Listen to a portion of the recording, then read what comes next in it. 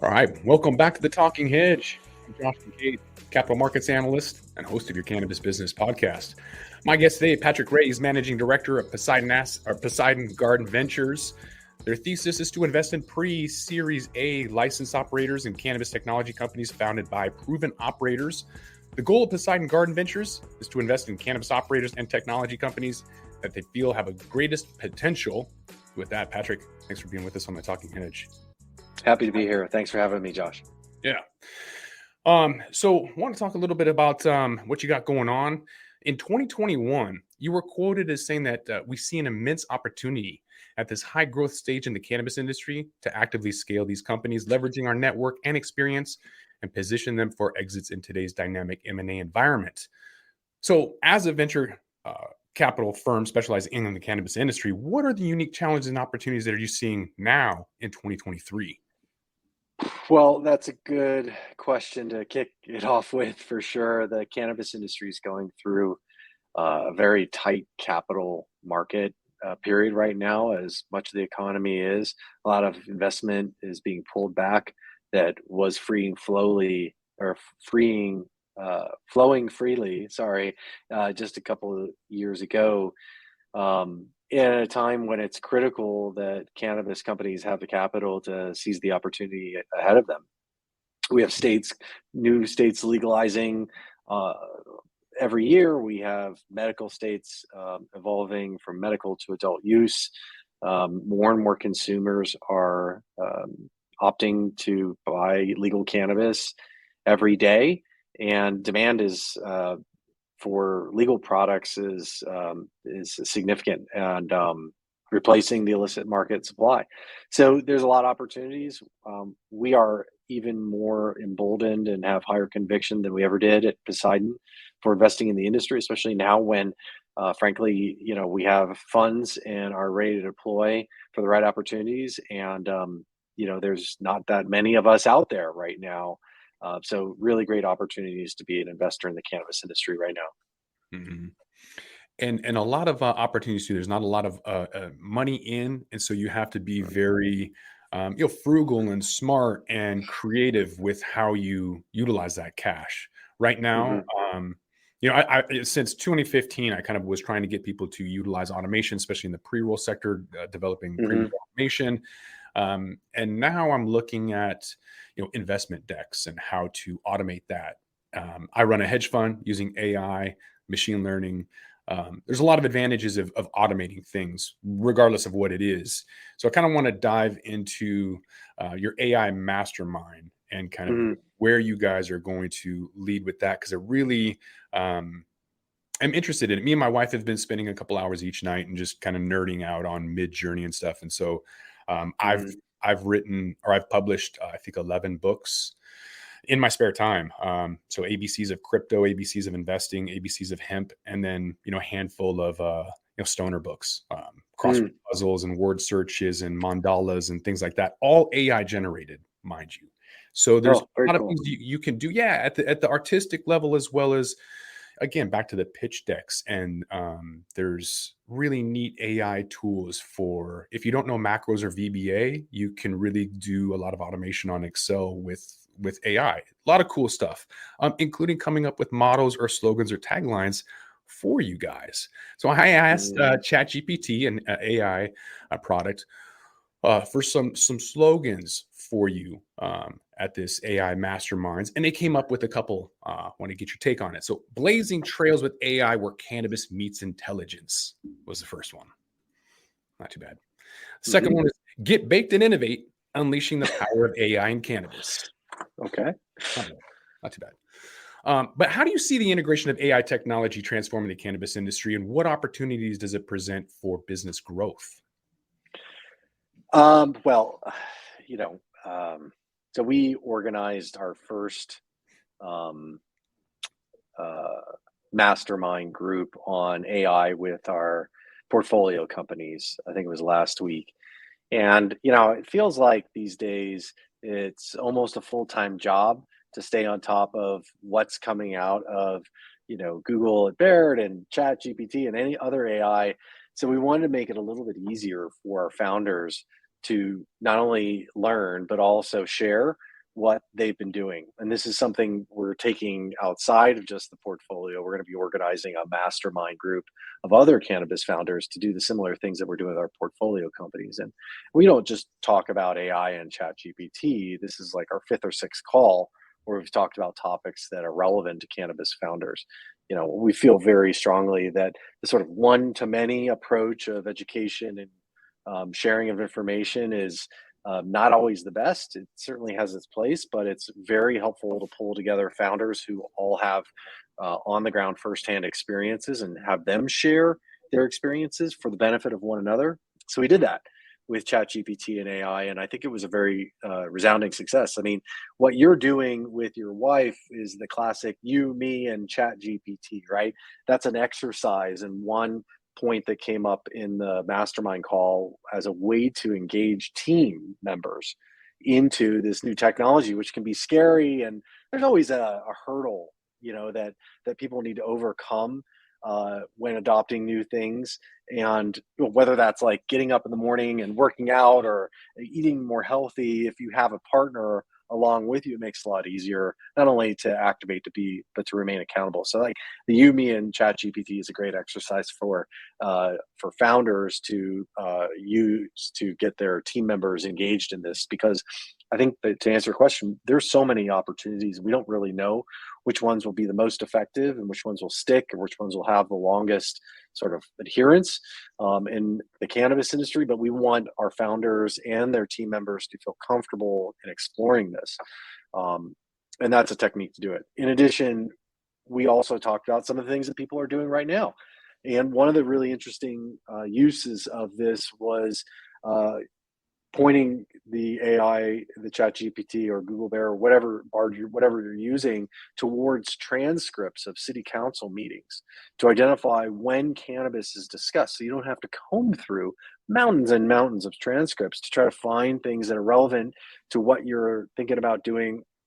We also had founders talk about utilizing this technology to summarize the tickets that they have for, if they're a technology company, into like customer answers or FAQs or frankly in their processes and SOPs. There's a lot of tools, there's a lot of applications. It's not perfect, it's imperfect, it's going to get it wrong. Anybody who jumps on any of these can find ways that it's not perfect yet.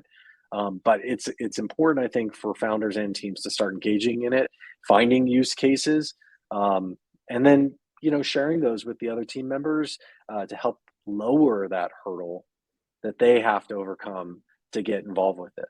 Yeah.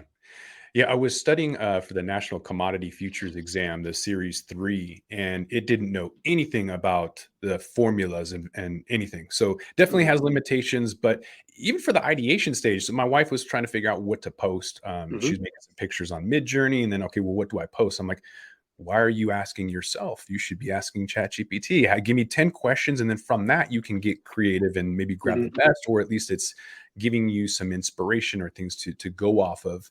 For our hedge fund, we're using ChatGPT to have automated replies on Twitter as well as doing a chat bot. So if you come and you want to ask general FAQs, bam, there's automation mhm. for that. So there's so many things, but like you mentioned, like we don't even know what the limitations are. Right. So, I mean, I've spent 20, 30 plus hours on projects just finding out what the limitations are from an AI standpoint, because you don't really know what you can't do yet. So Mhm. it's building, it's getting better, but it's definitely not there yet. I find it fascinating though. Based on Yeah. your call, It go ahead. Oh, I was just gonna say, I mean, it is one of those things that it's so new and it seems like it's moving so fast. So it's like Yeah. trying to jump into a moving car that's speeding down the road in front of Mhm. you, right? That's, I think, what some folks are feeling that are, busy with 1,000 things they got to do running their cannabis businesses. So what we were trying to do was to identify easy entry points for the founders and have the founders identify those easy entry points for one another, which I think is where the magic happens. I think everybody's been to conferences and spent time in sessions, and then usually they don't. They remember a few things about the content and the sessions. But they remember a whole lot about the conversations they had with people that are doing similar things that they're doing. I've been lucky enough to be in between those conversations between founders throughout my career in the cannabis industry, which goes pretty far back, and to see the value of peer-to-peer education and sharing that is just so much more meaningful, I think, than the sort of expert one to the audience many. It's much more collaborative. It sticks, and I think it's the basis for deeper relationships, authentic relationships, which is something I think we also came up in the mastermind call on ChatGPT and AI. Was how do you scale your business and your people in an authentic way, so that people aren't just sitting there scratching their head and like, am I talking to a real person, or is this an email from a real person or not? Like, you got to make sure you're doing it correctly. And that was also a part of the discussion. Mhm. Yeah, there's customer service aspect to it too, like I mentioned Mhm. you know, either automated responses on Twitter or a chatbot, but using AI and machine learning to enhance overall customer experience. Or is there anything you could share from your conversations or your own um, expectations on AI and how cannabis industry is going to develop strategies, if you will, to employ Mhm. and leverage that technology on a consumer or customer experience level? Yeah, sure. I mean, you can use it to tailor messaging to specific demographics, geographies, voices, languages, that you've written and perfected as a team, right? And that's important because I think in the cannabis industry we have real limitations on advertising and marketing. So the direct to consumer or direct to your customer marketing that you do needs to be more efficient, effective, nuanced.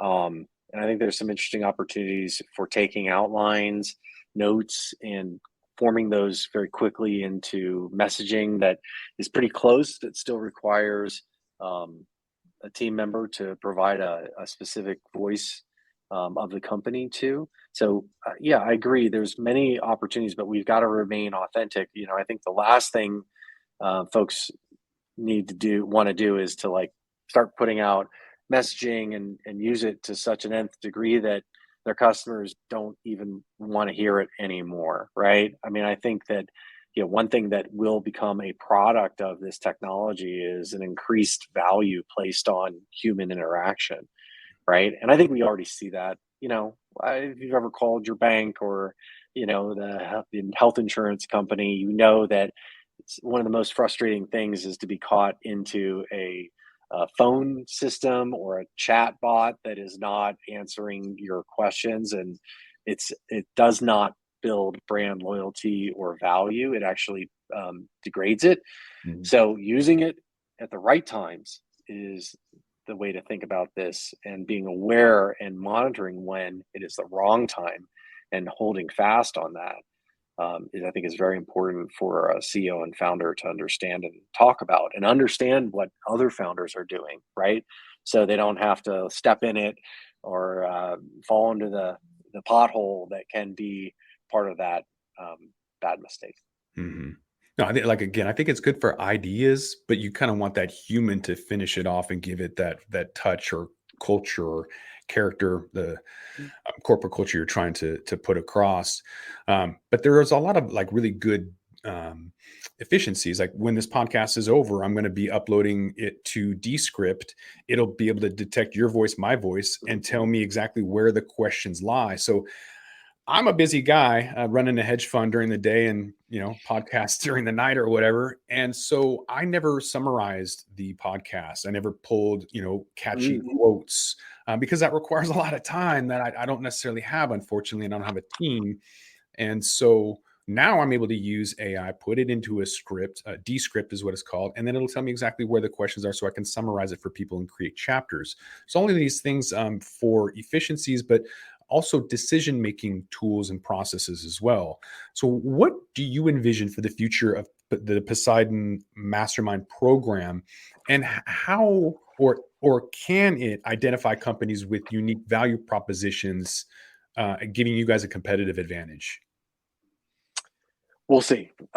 It's hard to, and I don't think it would be appropriate for anybody to sort of declare where the finish line is or even what the race is going to be like that we're running with this new technology right now. There's just ideas, and I feel like everyone, um, if you don't feel like you've just gotten out of the blocks, if you feel like you're up to speed and you're running, or you're across the finish line, you're probably wrong because this technology is moving so fast. I think the important thing is to remain open, and be ready to pivot, and engage the technology where you find, and it's on your judgment and based on, which is hopefully based on real data, not someone, again, up on a podium telling you like, follow me into the promised land with this technology. So that's happened before. I mean, whether it was NFTs or crypto or Web3 or whatever, right? There's always something new that technologists are pushing, but ultimately it comes down to human judgment and a nuanced understanding of what your business needs and what your customers needs are. And I think it's important to see it as a tool, not necessarily like, for in your example, a tool to what it sounds like to engage more of your audience in a different way, more efficiently. Absolutely. But the difference in this, your business is typically based on what you're deciding, right? The data that you're taking in and analyzing, not necessarily something that a computer is telling you should do. Uh, there's always a place, there will always be place for a nuanced judgment from an experienced person. And, at Poseidon, that's what we're looking for. We're looking for experienced people who have a right to win, operational, financial acumen, that gives them a unique edge to succeed. And I don't think that's going to change. I think AI, ChatGPT, Google Bard, whatever you're using, is almost like it's just another question to ask to understand this person or this founder's approach to their business, and then how they answer these questions are very helpful for us in understanding whether it's an investable team or not. Do you have any wild hopes or expectations or anything crazy you want to share about like some radical expectations? I know you guys have invested in Headset, a data company, and I'm really excited about some of the data driven insights we're going to see, the predictive analytics we're going to see, and how that's going to influence the cannabis industry.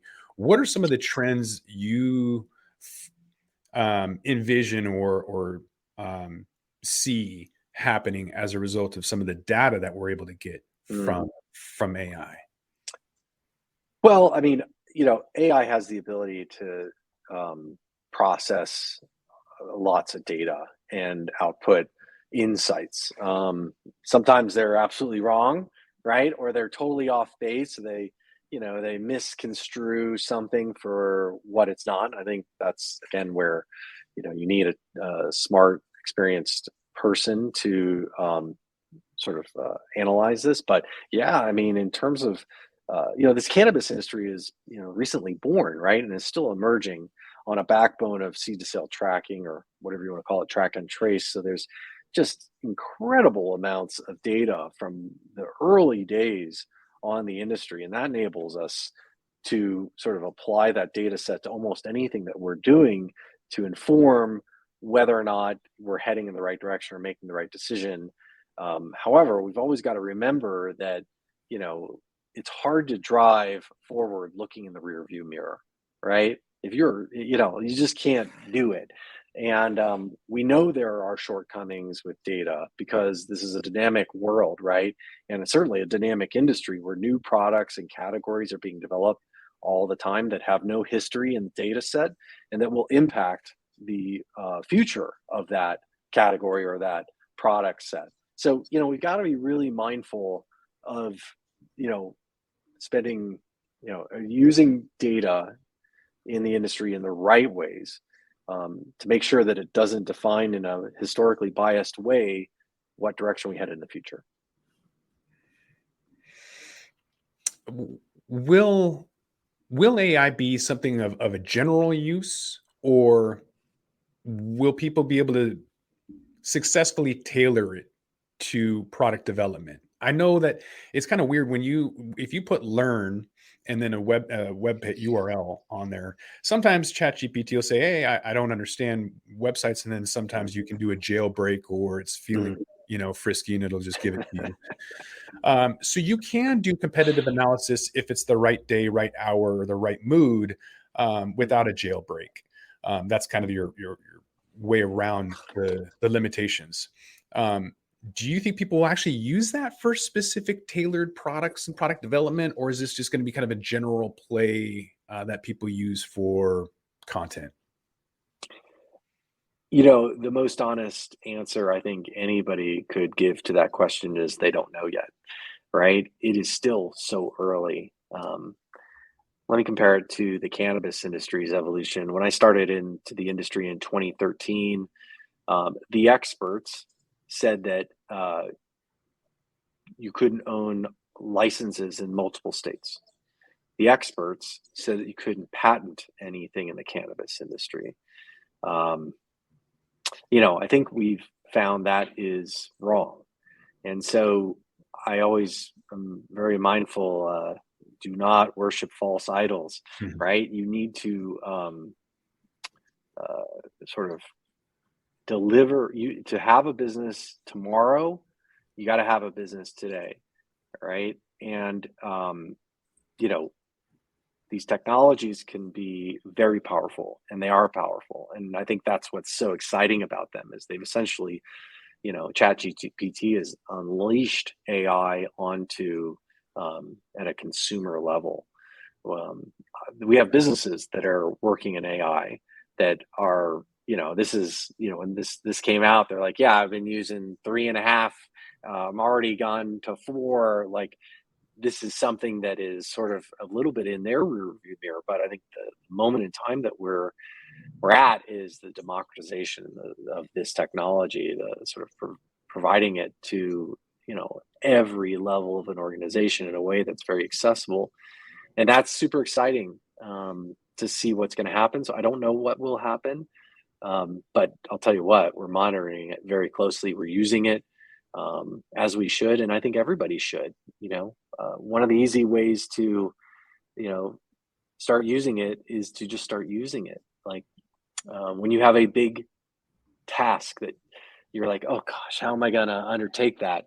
Is to open up GPT or Google Bard or whatever tool that you're using and see if it can solve the problem that you have, right?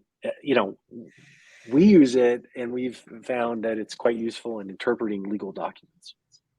Hmm. These are, if you've ever put together, had to read through and understand a contract and you're not a lawyer, it can be a mind numbing experience to try to follow what's actually being said. And sometimes what you think is being said is actually just the opposite of what's written. And there can be interpretations of it in two different directions. So it's not does not replace at all the role of a experienced legal counsel on anything, but it can help non-legal expert founders try to better understand what's in these contracts. So, you know, that's one of the fun use cases that we encourage people to give a try. Yeah, you reminded me of the license I was taking, the FINRA license, where like double speak. All of the following are securities except, and you're like, wait, what? That's Hmm. not what I was thinking it So was. confusing, isn't it? It's just Dumb. like it's like a helpful hand in understanding these complex a copy that's written in a very complex manner. um, it's again, it sort of helps things happen a little faster, Yeah. and that's super helpful, especially in an industry that's moving so fast like the cannabis industry. Yeah, you wanna know what else is dumb, is not having inventory when you want it. So we have 1,800 SKUs in Washington State, one of the most in North America, if not the world. You walk in and it's overwhelming, it's everywhere. And you wanna get a particular product and it's sold out, and then you go the next week, the next month, it's sold out, and you're like, "I wonder if they're having spider mite issues. I wonder if they're having" Nope, come to find out it's the store not ordering it because someone didn't pull the drawer out, they don't have the inventory. You would think that they would have software already. It's 2023. So there's issues I'm looking forward to that AI could alert people a little bit better on the supply chain management Hmm. side. And there's a Hmm. lot of things that people should be using this for, that hopefully they will, and it'll improve that customer experience. Fingers crossed. Yeah, I think it's like the frustrating, the big hairy problems that we encounter every day in the industry. It's a new tool to see if there's a faster way to solve that problem or a better way to solve that problem.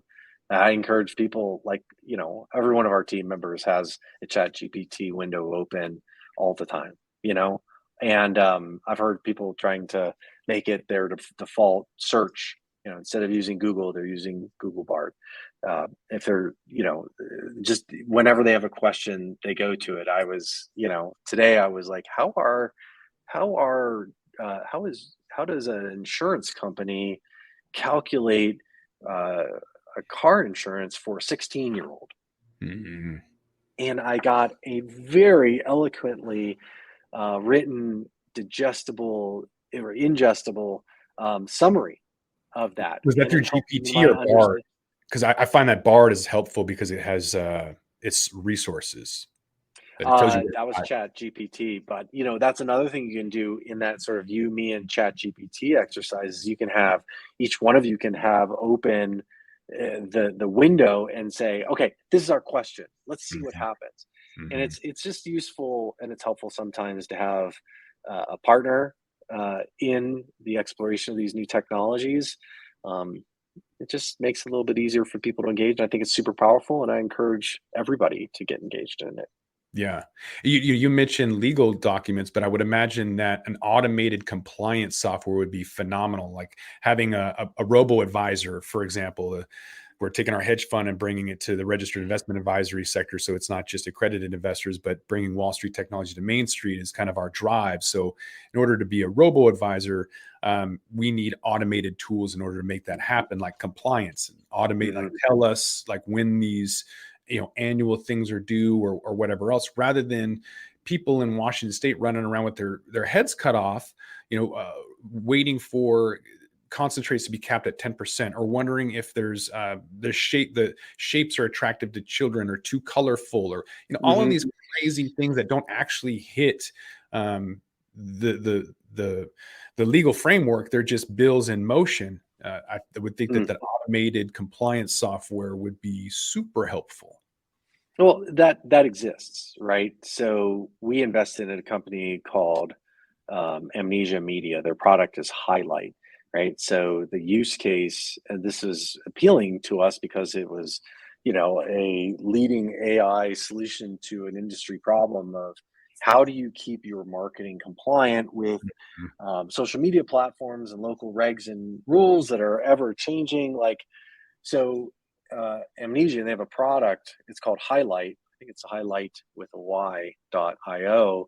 You can go and sign up for this, and you can upload any marketing, any images, any audio, any video, and it will go through and it'll tell you where you might run afoul of Instagram, you know, or your local regulations on advertising. And it'll identify, colors, characters, words, um, that you should be mindful of, and give you a output. And so that's sort of, those the folks that Highlight, they're a little like ho hum. Oh, this is cool. Everybody's excited about Chat GPT. We've been working in AI for years, but again, this is sort of the consumer interface of AI, and it's inspiring, and it's super useful. It's sort of it's what all these founders who've been working in the space for so long have been telling us for a long time, that this is super powerful and it's going to change the way we work.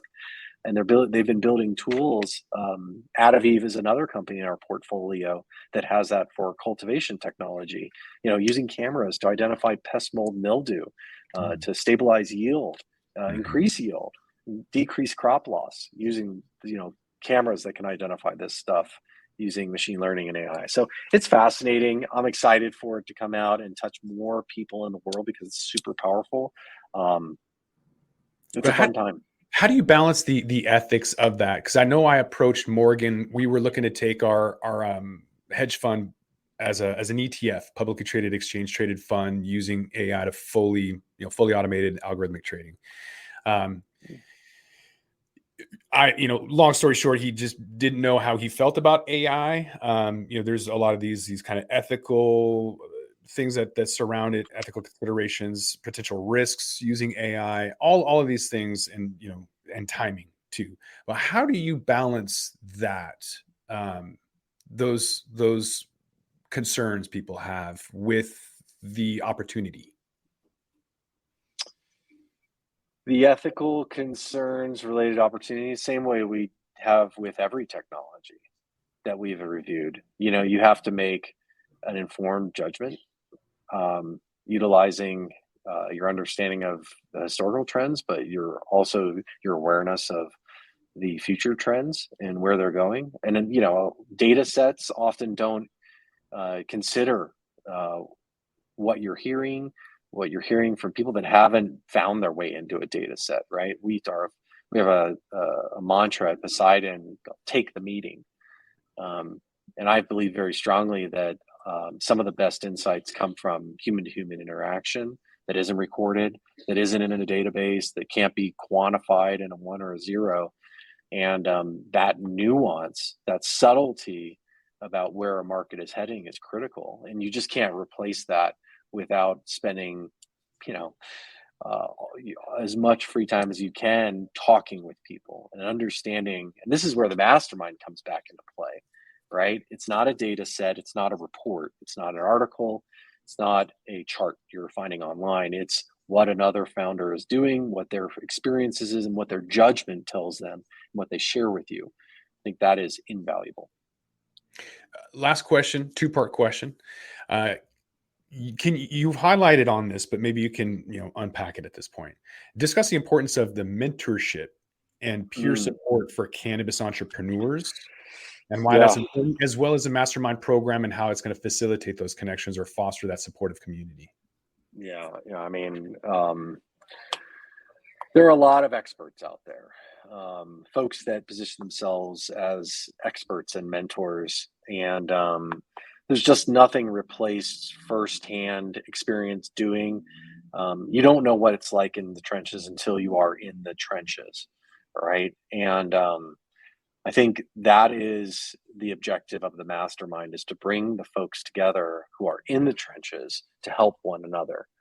I always think of, you know, the history that we read, and that the experiences of the soldiers in World War One in the trenches, and there was no commander, there was no policymaker, there was no strategist that could help them survive through the trenches. That experience in the trenches, you need to be ad hoc, you need to be engaged, and you need smart people around you, because they are the guarantors of your survival, or they give you a chance for surviving.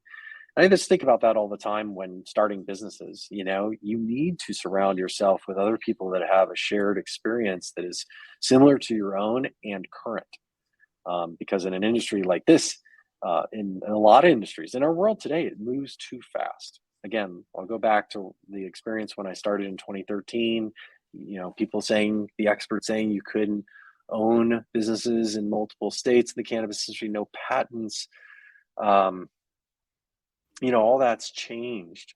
And so I always say what we thought was the way yesterday can change tomorrow. And what I know today can be out of date tomorrow. So it's critical to have a network of people that are supportive and engaged in the same way that you are, in helping move forward one another. So we think the mastermind's a great solution for that. I ran an accelerator for 7 years, and that was fantastic.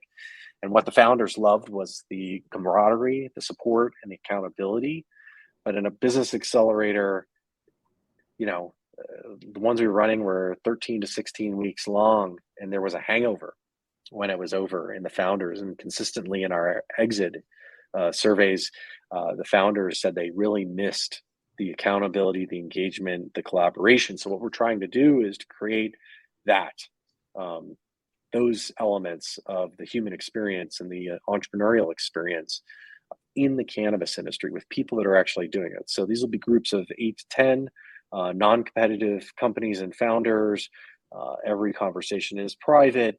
It's utilizing the Socratic method. You're listening, you're giving feedback, you're taking feedback, and it's in a hour and a half call every month, but also putting together opportunities for the founders to come together uh, in person at events, and just facilitating the development of a network, a mesh trellis that we can all grow on.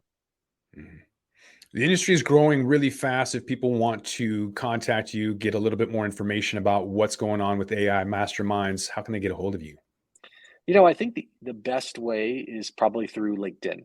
And my last name is spelled REA. First name's Patrick. I'm at Poseidon. I run the garden fund here. So I'm excited to interact with folks that are founders, CEOs, decision makers who want to be part of that network, that want to, utilize the experience of others and share their experiences for the greater good of the industry. Because I think together we're trying to build a fast growing, sustainable growing industry that will, change the world. So I'm excited about it.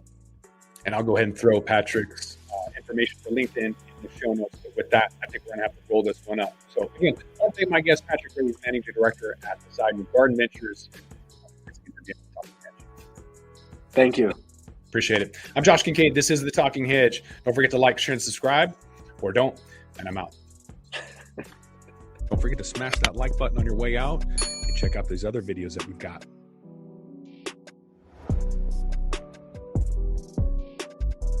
Thanks for listening to today's show. To check out more great cannabis podcasts, go to podconnects.com. Here's a preview of one of our other shows. Hi, y'all. I'm Jo, host of Casually Baked, the podcast. If you're curious to explore the highly responsible side of cannabis, farming, and legalization, I'm here to help lighten the stigma and build your canna confidence. Download episodes now of Casually Baked, the podcast, wherever you listen to podcasts. And journey with me through the evolving cannabis culture and discover how and why people like you are adding cannabis to their wellness toolkit. It's time to get casually baked.